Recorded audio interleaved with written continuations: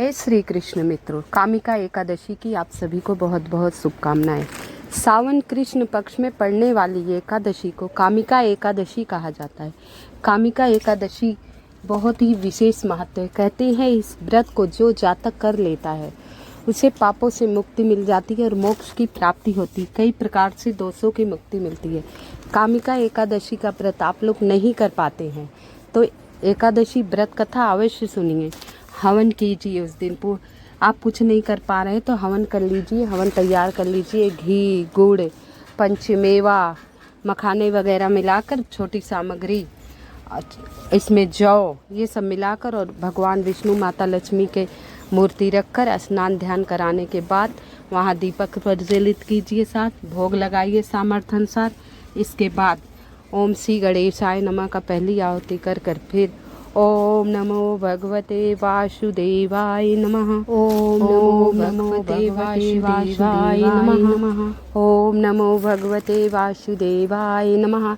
इस मंत्र का आपको 108 बार जाप करते हुए एक एक आहुति हवन कुंड में डालना है। सुंदर सी रंगोली बनाइए, भगवान विष्णु को वहाँ बिठाइए और पीला वस्त्र धारण कीजिए। दीपक प्रज्वलित कीजिए। सामर्थ्य अनुसार भोग लगाइए। पहले आप एक कथा सुन लीजिएगा। वो कथा मैं व्रत कथा, कामिका एकादशी व्रत कथा इस वीडियो में अवश्य डालूंगी। हर पाप से, ब्रह्म हत्या के दोष से भी मुक्ति मिल जाती है। तो आप इस प्रकार हवन अवश्य कर लीजिएगा। लौंग, इलायची, पंचमेवा और इस दिन कनेर के पुष्पों की माला भगवान विष्णु को समर्पित कीजिएगा। हल्दी से स्वास्तिक बनाइएगा। आज चावल नहीं उपयोग में लेते हैं अक्षत। और भगवान विष्णु के भोग में तुलसी दल अवश्य रखना चाहिए। भगवान विष्णु के भोग में तुलसी दल अवश्य रखना चाहिए। भगवान विष्णु का भोग तभी मान्य होता है जब तक तुलसी दल नहीं रखा हो तो मान्य नहीं होता है। तुलसी दल डालकर भोग लगाइए और अपने परिवार के साथ हवन कीजिए। पीला वस्त्र धारण कीजिए। इससे सुख सौभाग्य की प्राप्ति होती है। हल्दी से दोनों तरफ अपने गेट के स्वास्तिक बनाइए। शुभ लाभ लिखिए। इससे घर में सुख, समृद्धि, शांति सदा बनी रहेगी। आइए अब मैं आपको कामिका एकादशी व्रत कथा सुनाती हूँ। बहुत ध्यान से सुनना। कहते हैं कामिका एकादशी व्रत कथा, एक गांव में एक पहलवान रहता था। बहुत अच्छा था स्वभाव से, दया भावना भी थी उसके, लेकिन उसके अंदर क्रोध इतना था। क्रोधवश वो कुछ भी कर जाता, उसको बात नहीं होती। और जब क्रोध शांत होता तो उसको पछतावा बहुत होता। ऐसे ही एक दिन एक ब्राह्मण से किसी बात को लेकर उसकी बहुत झड़प हो गई। काफ़ी देर तक बहस आया और बहस करते करते उस ब्राह्मण को पहलवान को इतना क्रोध आ गया कि उस ब्राह्मण को मारने लगा। और जब मारा तो ब्राह्मण उस मार को सहन नहीं कर पाया और वहीं प्राण त्याग दिया। अब पहलवान के क्रोध में तो उस ब्राह्मण की हत्या हो गई। अब चाहे भूल से हो चाहे जान से, हत्या तो हो गई उसकी पिटाई से। अब उसे इस बात का बहुत पश्चाताप हुआ। बोला मुझे ब्राह्मण की हत्या का पाप लग गया। अब मुझे ब्रह्म हत्या का पाप लग गया। अब मैं इस दोष से कैसे मुक्ति पाऊं। अब क्रोध आया। एक पल के क्रोध ने उसका सर्वनाश कर दिया। अब सारे ब्राह्मण समाज इकट्ठा हुए। गांव की पंचायत इकट्ठा हुई। वो ब्राह्मण हत्या के कारण उसको समाज से बहिष्कृत कर दिया गया, बाहर निकाल गया कि इस पहलवान को कोई नहीं बुलाएगा अपने घर, ना इसके घर कोई जाएगा, ना इसके हाथ का कोई पानी पिएगा। अब उसे बहुत पश्चाताप हुआ। जब जहाँ ब्राह्मण उसे बहुत ही पछतावा हुआ। अंतिम संस्कार हो वो रात दिन दुखी रहने लगा। अब वो इसी चिंता में बीमार रहने लगा। मुझसे क्रोध में बहुत बड़ा पाप हो गया। अब इस पाप से मैं कैसे निकलूं। अब मेरा कहीं ठिकाना नहीं। बहुत परेशान था। ऐसे सोचते हुए एक दिन वो जंगल में चला गया। वहाँ एक आश्रम मिला जहाँ ऋषिवर तपस्या कर रहे थे। तो वो साधु के चरणों में दंडवत प्रणाम किया। बोला, हे साधु महाराज, मैं बहुत परेशान हूँ। मेरी समस्या का समाधान बताइए। मुझसे घोर अपराध हो चुका है। मैं अपने क्रोध को वश में नहीं कर पाता हूँ। मैं क्या करूँ। इस दोष से मुक्ति दिलाइए मुझे। हे साधु महाजन, मैं इस पर कृपा कीजिए। बार बार विनती करने पे वो अंतर्यामी थे, सारी व्यथा उसकी समझ गए। फिर भी उन्होंने पूछा, हे पुत्र, तू क्यों इतना व्यथित है, क्यों इतना विचलित है और क्यों परेशान है। क्या हो गया तुझे, बता मुझे विस्तार से। तो उसने सारी बात विस्तार से बता दी कि मुझसे क्रोधवश एक ब्राह्मण की हत्या हो गई।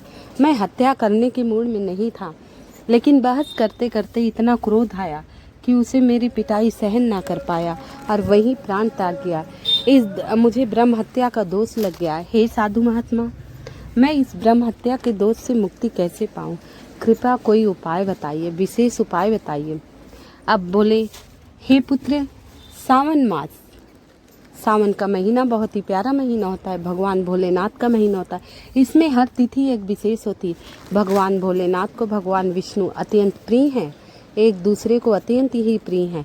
तो आप इस महीने में कृष्ण पक्ष की एकादशी जो आती है उसको कामिका एकादशी कहते हैं। हर कामना को पूर्ण करने वाली है। इस एकादशी का व्रत अगर विधिवत किया जाए तो सारे पापों से मुक्ति मिल जाती है। तो पहलवान इतना सुनते ही बोला, हे ऋषिवर, मुझे पूजा पाठ का ज्ञान नहीं है, मैं मूर्ख हूँ, अज्ञानी हूँ, आप कृपया इसके विधि विधान बताइए। तो ऋषिवर ने कहा, हे पहलवान, कामिका एकादशी के दिन आप ब्रह्म मुहूर्त में उठ जाइएगा। ब्रह्म मुहूर्त 5:30 बजे तक रहेगा। ब्रह्म मुहूर्त में सुबह उठकर स्नान कर लीजिएगा। पानी में 1 चुटकी हल्दी डालने से वैवाहिक जीवन में खुशियाँ रहती हैं। स्नान करने के बाद पीला वस्त्र धारण कीजिएगा। भगवान विष्णु की मूर्ति स्थापित कीजिएगा। दक्षिणावर्ती शंख हो तो उससे स्नान कराइए। दक्षिणावर्ती ना हो तो एक पात्र में 2-4 बूंदे गंगा जल डालकर भगवान विष्णु को स्नान कराइए। और तुलसी दल एक दिन पहले ही तोड़ लेना, क्योंकि एकादशी को दिन तुलसी को छूना नहीं चाहिए, वर्जित होता है। माँ तुलसी भी भगवान विष्णु के निमित्त व्रत रखती हैं एकादशी के दिन, तो पहले ही तुलसी दल तोड़ लेना।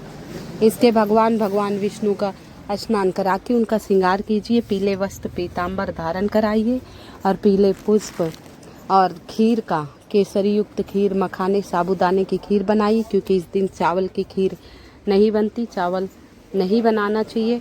तो आप खीर बनाकर भगवान विष्णु को भोग लगाइए और भोग में तुलसी दल डाल दीजिए, तो भगवान विष्णु वो भोग ग्रहण करते हैं। नहीं तो भोग भगवान विष्णु का नहीं माना जाता बिना तुलसी दल के, क्योंकि माता तुलसी माता महालक्ष्मी स्वरूपा हैं, हरिप्रिया हैं, हरिवल्लभा हैं। तो आप इस प्रकार से भोग लगाइएगा। उसके बाद पूजा अर्चना, फिर कामिका एकादशी व्रत कथा अवश्य सुनना। फिर उसके बाद आपको हवन करना है। हवन में हवन पूड़ा ले आइए, उसमें जौ मिला लीजिए, इलायची, लौंग, पंचमेवा, घी, गुड़, ये सब मिलाकर और भगवान विष्णु के 108 नामों का जाप करते हुए आहुति दिए। पहले आप श्री गणेशाय नमः, प्रथम पूज्य श्री गणेश जी हैं। पूजा आरंभ करने के पहले 5 बार ओम श्री गणेशाय नमः, ओम श्री गणेशाय नमः, ओम श्री गणेशाय नमः, ओम श्री गणेशाय नमः का जाप करिए। इसके बाद ओम नमो भगवते वासुदेवाय स्वाहा, ओम नमो भगवते वासुदेवाय स्वाहा 108 बार इस मंत्र का जाप करते हुए हवन कीजिए। उसके बाद प्रसाद वितरण कीजिए और रात्रि जागरण करके भजन कीर्तन भगवान विष्णु का कीजिए। मात्र इतना करने से इस दोष से मुक्ति मिल जाएगी। पहलवान ने ऋषि के वंश बताए अनुसार कामिका एकादशी का व्रत किया। एकादशी के पुण्य प्रताप से उसे स्वप्न में भगवान श्री हरि जगत के पालनहार जगदीश्वर ने दर्शन दिए।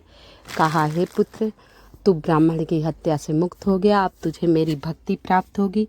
वो सारी एकादशी का पालन करने लगा, नियमित भगवान विष्णु के पूजा पाठ भजन करने लगा और दिन रात नारायण नारायण नारायण उसे भगवान विष्णु की अनंत भक्ति मिली। जब तक वो मृत लोक पृथ्वी पर जीवित रहा तब तक भगवान की पूजा अर्चना पाठ दिल से करता रहा। उसके घर में सदा सुख समृद्धि शांति बनी रही। उसका घर पुत्र पौत्रों से भर गया और चारों तरफ घर में उसके नारायण नारायण की ध्वनि गूंजने लगी। सब पूजा पाठ करने लगे।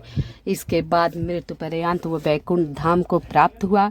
कामिका एकादशी व्रत एकादशी साल भर में 12-24 आती हैं। 24 नहीं तो 12, 12 नहीं तो 6, 6 नहीं तो 4, 4 नहीं तो 2 बड़ी एकादशी का व्रत अवश्य करना चाहिए। अगर आप व्रत करने में सामर्थ्य नहीं है, आपका व्रत करने में शारीरिक तौर पे कमज़ोर हैं, आपकी दवाइयाँ चल रही हैं, तो आपको क्या करना है, एकादशी व्रत अवश्य कीजिए। भगवान विष्णु के नाम